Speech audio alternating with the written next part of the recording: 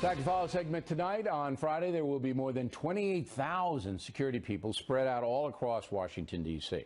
Reason for that massive display is protesters, some of whom are promising unlawful conduct.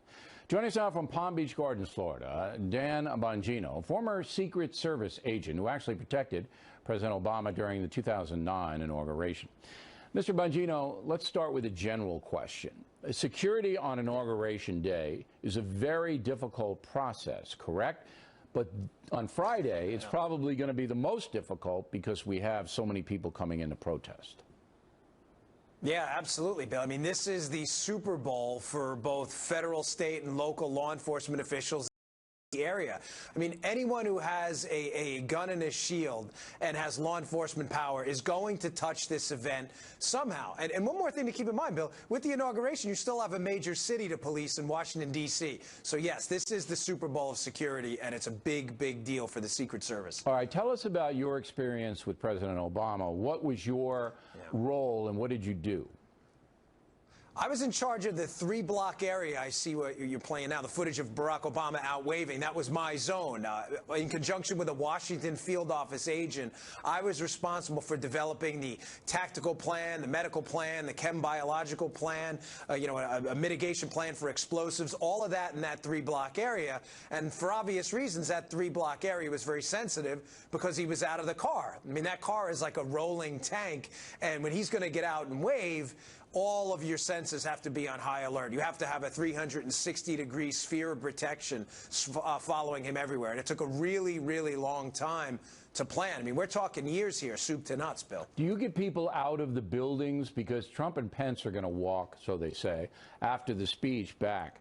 And so there's buildings, that flanking Pennsylvania Avenue and the other streets they're going to use. Do you evacuate everybody out of the building? Yeah, that's a good question. A few people have asked me that today. No, what they do is they cordon off the entire area, not just Pennsylvania Avenue, but the parallel streets out. And what we do is we put up really large fencing, 7-8 feet tall. So anybody who comes into that zone, into the buildings, whatever, if you go into that building, you are going to be screened for explosives, for metal, for weapons, for any kind of ammunition, anything. So the way they do it is they clean the area out.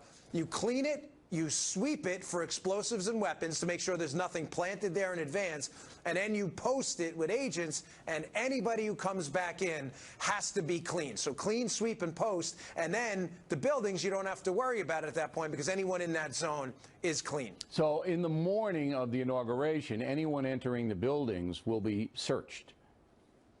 Oh, absolutely. Yeah, Bill, you're not getting anywhere near that zone. Anywhere within weapons range of the president, soon-to-be President Trump and Vice President Pence, excuse me, you're getting nowhere near them without going through a metal detector. Okay. There's no chance of that happening. So the security agents, Secret Service are there right now as we speak. They're there on the parade route, all right? What are they doing now?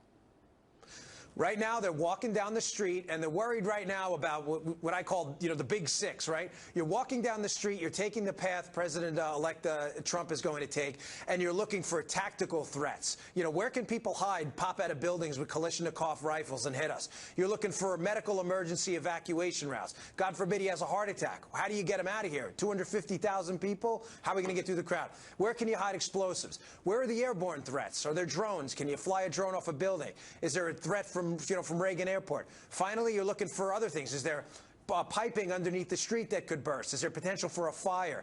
Those are your big six threats. And they're walking down that street right now and going through those buildings, thinking of an A to Z plan to mitigate all of those big six threats. So they're sweeping the route. They're looking underground. They're looking above ground. They're doing all of these things.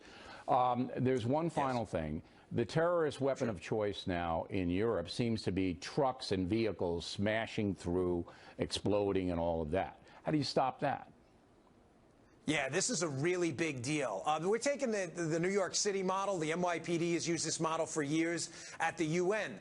You just get a bunch of big trucks. You fill them with really heavy things like sand. I mean, and really, they're immovable objects. So you can drive a truck into the event, but you're just going to hit another truck. You're not going to hit anyone else. So you line them up in certain strategic points so that nobody could get through that. A barrier, like. Exactly. Okay. Exactly. And if you need an ingress or egress route, you just slant them so you you can't get a high-speed access route. You have to make like a slalom. So there's no way to get in at high speed. All right, Mr. Bongino, thank you for your service. We appreciate it, and it was an excellent segment. Plenty more ahead as the Factor moves along this evening. We'll talk with two conservative entertainers, Scott Baio and Joe Piscopo, about whether they feel threatened in the current environment. And later, Gutfeld and McGurk have some thoughts about protesting the inauguration. We hope you stay tuned for those reports.